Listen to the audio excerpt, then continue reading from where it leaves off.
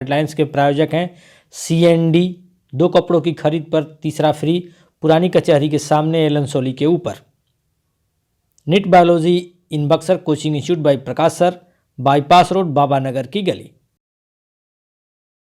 ब्राह्मणों पर विवादित बयान के बाद पूर्व मुख्यमंत्री जीतन राम मांझी की बढ़ी मुश्किलें। बक्सर में अधिवक्ताओं ने खोला मांझी के खिलाफ मोर्चा, कोर्ट में परिवाद दायर कर की कठोर कार्रवाई की मांग।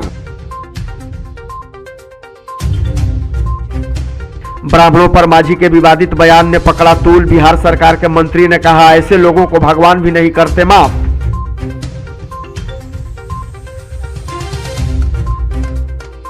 मांझी के बयान पर कांग्रेस ने भी साधा निशाना। बक्सर के राजपुर से कांग्रेस विधायक विश्वनाथ राम ने कहा जीतन राम मांझी जातीय मैनिया और फोबिया के शिकार।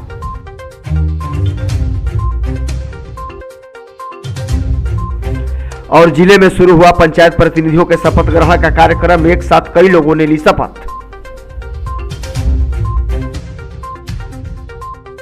खबरें विस्तार से के प्रायोजक हैं RK ज्वेलर्स, आकर्षक आभूषणों के विश्वसनीय विक्रेता यमुना चौक। कामधेनु नेक, नए जमाने की मजबूत सरिया। जिंदल पैंथर सीमेंट एवं सरिया के मुख्य विक्रेता गंगा सागर बिल्डिंग मटेरियल, गोलंबर बक्सर एवं सिमरी।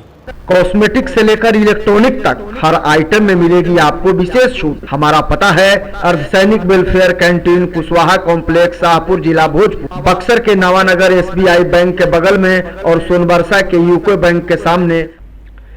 ब्राह्मणों पर विवादित बयान दिए जाने के बाद जीतन राम मांझी की मुश्किलें कम होने का नाम नहीं ले रही हैं। अब बक्सर सिविल कोर्ट के अधिवक्ता राहुल कुमार उपाध्याय ने जीतन राम मांझी के खिलाफ कोर्ट में परिवाद दायर कराया है और मांझी के खिलाफ कड़ी कार्रवाई की मांग की है।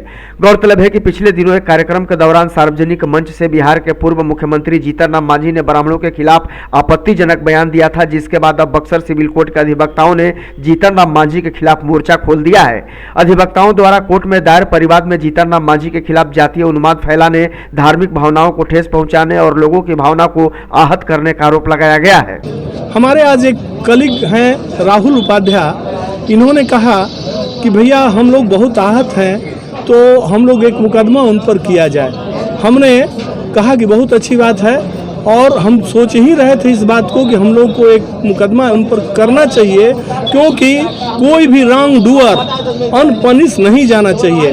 वो भी कम से कम गलती करने वाले को सज़ा जरूर मिलनी चाहिए। वो अपने जात के चलते, जिसके चलते ऐसे व्यक्ति जो कि खुद मुख्यमंत्री बिहार के रह चुके हों, उनके मुंह से यह बातें अशोभनीय हैं, जिस वजह से आज दुखी होकर हम लोगों ने यह मुकदमा करने का फैसला किया।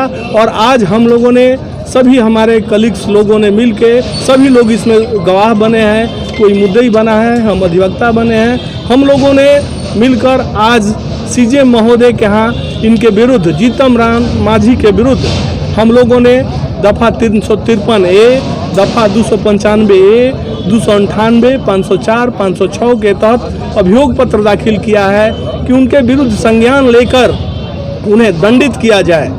हम लोग कहेंगे कि उनको कड़ी से कड़ी सजा हो। जाति धर्म के नाम पर वो विद्वेष फैला के राजनीति में आगे बढ़ना चाहते हैं, उनको कड़ी से कड़ी सजा हो, जितना भी कड़ा हो, यही चाहते हैं।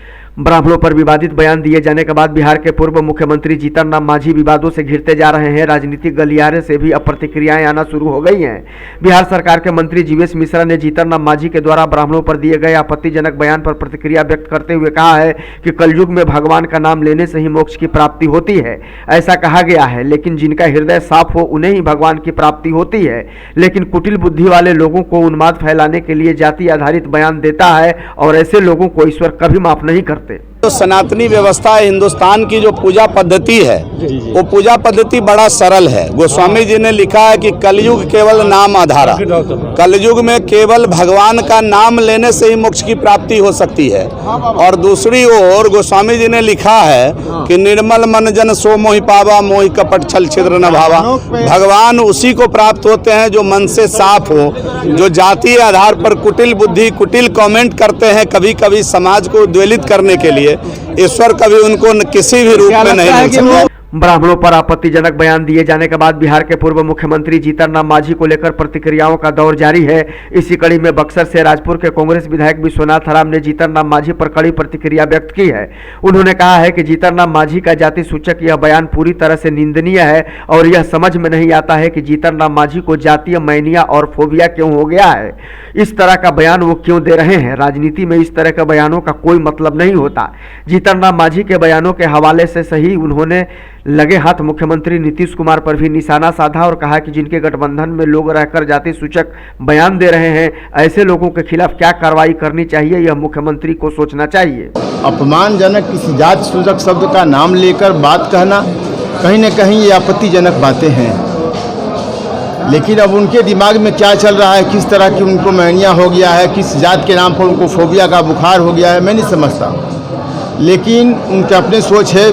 बिहार के मुख्यमंत्री रह चुके हैं और ऐसे बड़े नेता भी हैं बिहार के कि वो दलित समाज से, हम लोगों के समाज से आते भी हैं।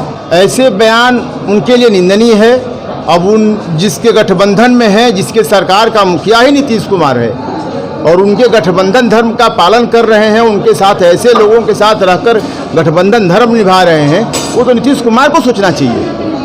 पंचायत चुनाव समाप्त होने के बाद अब पंचायत प्रतिनिधियों के शपथ ग्रहण का सिलसिला भी शुरू हो चुका है। इसी कड़ी में डुमरांव अनुमंडल के चिलहरी, कुशलपुर और अटाय पंचायत के प्रतिनिधियों ने शपथ लिया।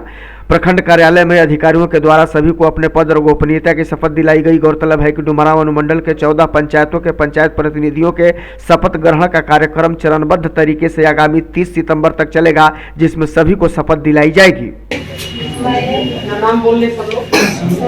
ईश्वर की शपथ लेता हूँ, निष्ठापूर्वक प्रतिज्ञा करता हूँ कि विधि द्वारा स्थापित भारतीय संविधान के प्रति सच्ची श्रद्धा एवं निष्ठा रखूंगा।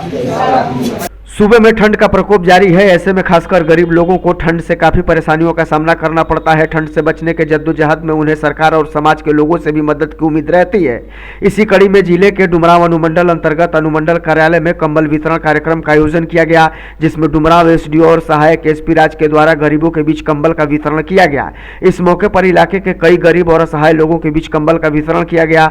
गौरतलब है कि ठंड में कंबल वितरण होने के बाद गरीबों ने राहत की सांस ली। प्रशासनिक स्तर पर इस तरह का कार्यक्रम आयोजित कर गरीबों के बीच कंबल वितरण किए जाने के बाद लोगों ने प्रशासन को धन्यवाद दिया। शराब पीने, शराब रखने और शराब बेचने के मामले में अपराध सिद्ध होने पर अब सजा का पात्र बनना होगा। दरअसल बक्सर अपर जिला एवं सत्र न्यायाधीश धीरेन्द्र बहादुर की कोर्ट ने कल 2 लोगों को सजा सुनाई, जिसमें एक शख्स को शराब बरामदगी के मामले में 5 साल की सजा और 1 लाख का जुर्माना लगाया। वहीं एक शख्स को शराब पीने के मामले में 3 माह की सजा सुनाई गई।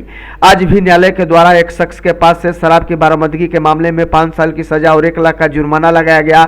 दरअसल पहले लोग शराब के मामले में जेल जाने के बाद बेल पर छूट जाते थे, लेकिन अब इस तरह के मामले में बचना मुश्किल होगा, क्योंकि अगर अपराध सिद्ध होता है तो उन्हें सजा दी जाएगी।